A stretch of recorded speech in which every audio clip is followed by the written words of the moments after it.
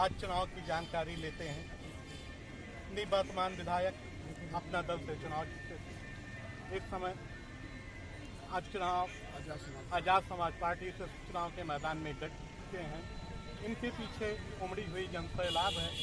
मौके के निवर्तमान विधायक हैं, लोगों से लगाव रहा है। जानते हैं इनसे चुनाव के बारे में। आप किन मुद्दों पे चुनाव लड़ रहे हैं? देखिए, सबसे पहले जनदर्शन न्यूज को बहुत बहुत धन्यवाद। भारतीय लोकतांत्रिक व्यवस्था में लोगों की भावनाएं समझने के लिए door to door, village to village, चौक टू चौक दौड़ रहे हैं। आप खबर ले रहे हैं सबकी। देखिए क्या है कि मैं तो 17 में पहली बार सोहतगढ़ से अपने लोगों के आशीर्वाद से, दुआ से प्रदेश की सबसे बड़ी पंचायत में नेतृत्व करने का मौका मिला था। 5 साल हमने विकास के काम किए हैं क्षेत्र में। गठबंधन में रहने के बावजूद भी पूरे जनपद में सबसे ज्यादा सड़कें, सबसे अच्छे ट्रांसफार्मर, क्षमता वृद्धि से लेके बिजली, यहाँ सिंचाई को ट्यूबवेल को लेके, यहाँ मंडी परिषद की स्थापना, और उसके बाद फिर 1,32,000 सब स्टेशन की स्थापना, 33/11 मधवा नगर में, 33/11 पकड़ी बाजार में, 33/11 प्रस्तावित कठेला में। तो इतने जो बड़े बड़े मुद्दे थे। और इस क्षेत्र में बढ़नी ब्लॉक में हमारे कोई डिग्री कॉलेज नहीं था। तो MSDP के अंतर्गत हमने ढकहरी में जो जमीन सरकारी बची थी, जो स्कूल के नाम से 3 एकड़ अलॉटेड था, उसमें मैंने MSDP योजना के अंतर्गत डिग्री कॉलेज का भी प्रस्तावना भेजा है। और मुझे लगता है वो स्वीकृति के कगार पर है, तो यहाँ डिग्री कॉलेज भी मोटी मोटा स्वीकृत हो जाएगी। और बाकी गाँव की तमाम सड़कें की जो हालत जर्जर रही 17 के पहले, उसके बाद आज लगता है कि जो मेन सड़कें उस पर लोग चलते हैं, तो चौधरी अमर सिंह को धन्यवाद देते हैं, आशीर्वाद देते हैं। इंडिया नेपाल के ये आपका सोहतगढ़ विधानसभा क्षेत्र है। विकास के मायने में ये बहुत पीछे रहा है। अगर आप दोबारा विधायक होते हैं तो विकास कहाँ? देखिए, सबसे पहले तो हमें ये जरूरी है कि सरकार में अगर आए, अगर सोहतगढ़ के हमारे आदरणीय बुजुर्ग नौजवान साथी माँ बहनों ने आशीर्वाद दे के प्रदेश के हाउस में भेजा अपना पहरेदार बना के, तो सबसे पहले और भी मन में जो हमारे ठीक है, इसको कुछ है रोजगार के दृष्टिकोण से इस विधानसभा में अपने युवाओं के लिए चाहिए व्यवस्था। और जो नौजवान पढ़ा लिखा है, बेरोजगार है, उसको रोजगार की तरफ जोड़ने के लिए सरकार में उनके लिए व्यवस्था बनाना, लड़ाई लड़ना, ये पहला काम है। और हमारे जो किसान हैं, जो ये अन्नदाता हैं, जो एक कृषि प्रधान देश के नाम से पूरा भारत देश पूरे विश्व में जाना जाता है, यहाँ के किसानों के जो सुविधाएं हैं, उनके जो उत्पादन हैं, उनको लेकर के और उनका बढ़ाया जाए, उनका कांस्टेंट किया जाए हर चीज़ों की तरह, कि उनका रेट फिक्स किया जाए हर चीज़ों पर, तो उनका एक सुविधा बनाया जाए।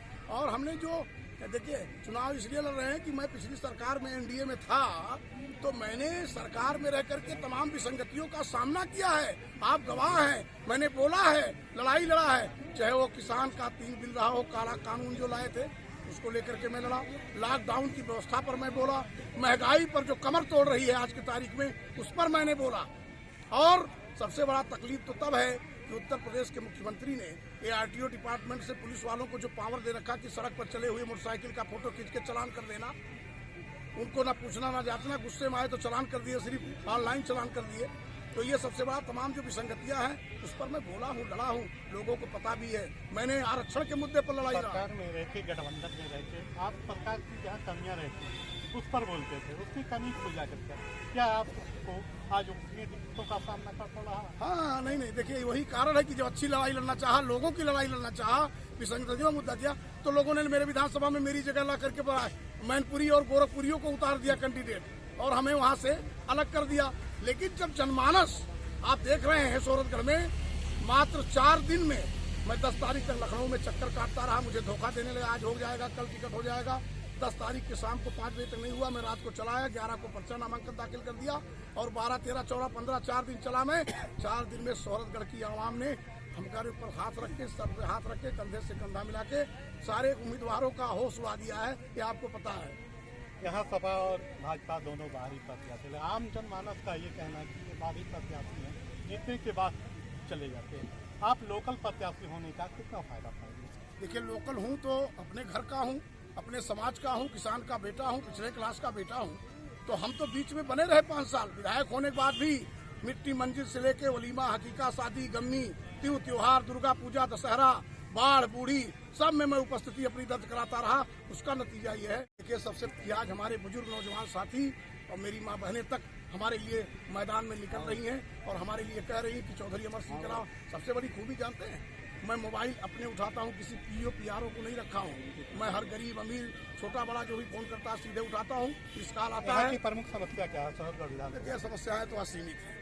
यहाँ तो कोई रोजगार के दृष्टिकोण से व्यवस्था नहीं है, कोई इंडस्ट्री नहीं है, कोई ऐसी चीजें नहीं है। वो मेरे मन में था कि छोटा मोटा कुछ ना कुछ यहाँ कारोबार किसानों के दृष्टिकोण से हो जाए तो कुछ लोगों को रोजगार मिले। और जो हमारे यहाँ पेयजल की संकट है, क्योंकि भारत नेपाल की सीमा पर स्थित है, तो यहाँ व्यवस्था पेयजल की होनी चाहिए। और यहाँ गरीबों के लिए अभी तक योगी सरकार ने को आवास ग्रामीण क्षेत्र में नहीं दिया। ये बहुत बड़ा मुद्दा है। शहरी क्षेत्र में आवास 2.5 लाख और ग्रामीण क्षेत्र में 1,20,000। इस पर भी मैं लड़ा 5 साल, 5 पत्र दिया प्रधानमंत्री को और मुख्यमंत्री को भी कि 1,20,000 ग्रामीण वाले को और 2.5 लाख रुपया शहर वाले को। ये दोहरी राजनीति क्यों है? जब वही लाभार्थी वो भी है भी है तो 2.5 ग्रामीण क्षेत्र में भी दो। लेकिन 5 साल एक भी आवास नहीं दिया, सिर्फ हाकते रहे, भौ चिल्लाते रहे। सोहरगढ़ मतदाताओं के नाम समझे।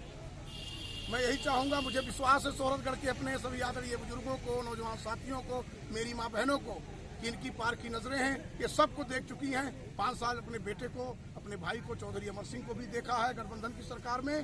तो मुझे विश्वास है कि अपने एक एक बुजुर्ग पर, एक एक अपनी माँ बहन पर, अपने नौजवान साथियों पर, कि अब की बार भी आजाद समाज पार्टी चुनाव चिन्ह केतली वाले निशान पर बटन दबा करके और भारी मतों से उत्तर प्रदेश की पंचायत में भेजेंगे, क्योंकि मैं इनका बेटा हूँ, भाई हूँ, शुद्ध रूप से पहरेदार हूँ।